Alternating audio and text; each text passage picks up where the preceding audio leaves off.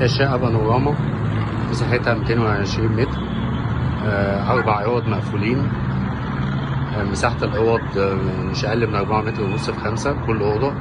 في أوضة واحدة بس صغيرة، حوالي 3 متر في 2 متر 75، و3 أوض التانيين منهم كبار.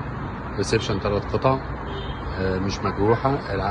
الشقة عقد مسجل أخضر شهر عقاري، غير مجروحة. بتطل على 3 نواصي، الشارع الخلفي شارع البطراوي وده الشارع القبلي أو الوجه القبلي.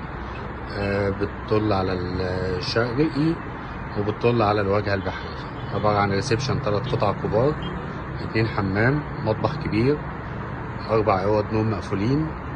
مساحات الأوض من 4 متر ونص في 5 ما عدا أوضة واحدة بس، عبارة عن 275 في 3 متر.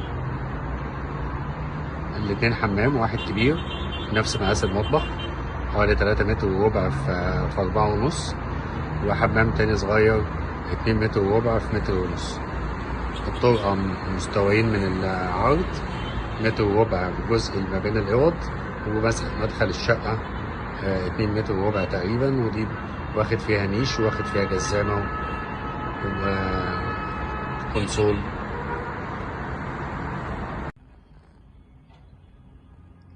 ريسبشن 3 قطع، سفرة كبيرة، انتريه وصالون.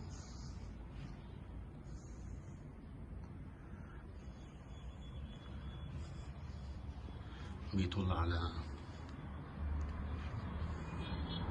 شارع عباس العقاد،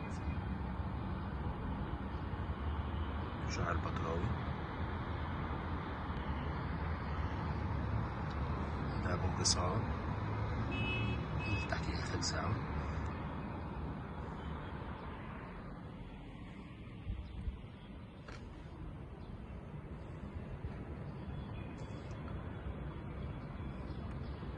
ده فيو لغاية شارع النزهة.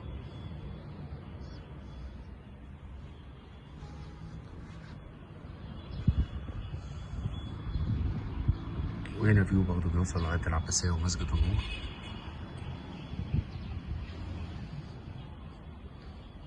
الريسبشن شرقي بحري.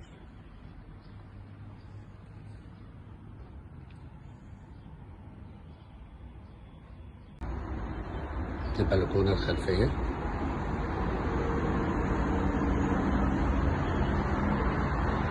شارع البطراوي على جنينة مول، مسجد فاطمة الزهراء، شارع مصطفى النحاس، الشارع اللي جنب أرجز، البطراوي كامل، عباس العقاد.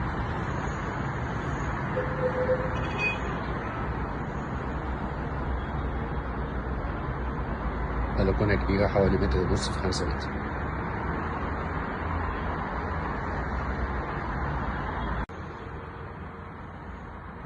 ده فيو الشباك البحري من أوضة النوم على شارع البطراوي وجزء من عباس العقاد.